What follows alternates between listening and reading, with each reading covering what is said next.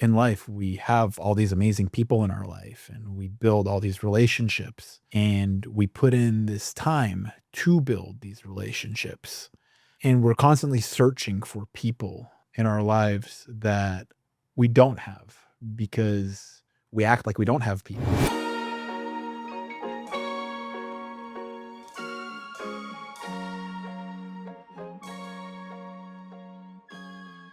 The truth is you've always got people and you've always got the people that you've built your life with, the people that you've built relationships with. But for one reason or another, you lose touch. And it's okay to lose touch. It's okay to not be in constant contact with somebody. And it's also okay to reach out. And someone's got to do it. Like, it could be you. And the thing I've been thinking with that lately is who are the people in my life that I care about, that if I think about them, I just pick up the phone, give them a call, say what's up. And ultimately, those are the people in your life where you've already built the equity with. And if they're still aligned and they're still walking a life path that aligns with the values that you've built in your life, how can you continue to build on that relationship? How can that relationship continue to compound over time? Because there really is no greater feeling than knowing you've got somebody in your corner. And for somebody to know that they've got you in their corner, that's meaningful. I can't stress enough how many times in my life I've been at a place where it's like I'm sitting there thinking about somebody and haven't talked to them in a while, genuinely wondering how they're doing. And there's a really easy way to find out. You could send them a text, give them a call, reconnect with a person that you're already connected with, a person that you've already built the equity of a relationship with. It's always great to catch up and learn where somebody is in life, learn what they're passionate about, learn their most recent life events, see where they're heading in life, see what's interesting to them nowadays. Tell them a little bit about what's going on with you. And sitting there and thinking about that over the last few days, I've had the opportunity to connect with some people that have been near and dear in my life over the last decade plus. Some relationships as long as a decade plus, some relationships that have even been a few months long and haven't seen the person in a few months.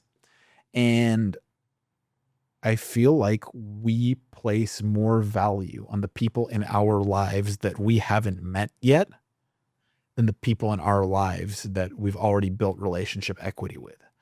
And the relationship equity that you've built with somebody doesn't go away. You just have to keep building. And if you completely forget about somebody or you don't talk to them for a while, that person's not lost. It just means life has happened and you've gone your direction, they've gone in their direction, and you guys aren't crossing paths. Your paths don't intersect anymore. And that's okay. There's nothing wrong with that. But there's also nothing wrong with getting in contact with somebody and seeing how they're doing. Being in a place where you do get to reconnect with somebody that you care about, somebody that you really genuinely are thinking about or wanting to know how they're doing. It's uplifting. And it puts you in a place where you realize it's like, hey, this person's been in my corner all along. And they want to see me win and they want to see me build. Why didn't I call them sooner? And it really leads me to think it's like, how many times in our lives have we wanted to express something and we just haven't? And that could be as simple as, hey, you're walking down the street and you think somebody's wearing a cool shirt and you want to tell them like, dude, your shirt is badass. I like your shirt. And you don't say a word, but really you telling that person that you like their shirt on that day could make their day. And sitting there and thinking about something and not expressing it is a form of inaction that can be very costly to you. Like you can be in a place where you are thinking about wanting to express something and you don't. And doing that will basically put you in a place where now you're questioning what the reality is, because you are creating a reality in your head. You're creating an illusion in your head that doesn't actually exist, but there's a reality and you can check on that reality anytime. And that reality comes from expressing what's on your mind. It comes from making the call. It comes from sending the text message. It comes from telling the person you like their shirt, telling the person you're grateful for them. You're grateful for how they've been in your path in life, how you guys came together, your guys' friendship, your business relationship, whatever memories you guys have together in the past. And you are genuinely grateful for that. And being able to share that with someone can make their day as well. And I feel that if more of us decided that, hey, let's pick up the phone, let's connect with the people that we already love in our lives, connect with the people that we've already built equity with in our lives, we wouldn't have this need to fill an unnecessary void of, hey, I'm looking for somebody to fill this in my life that you haven't met yet, because you've likely already met a lot of people that are meaningful to you.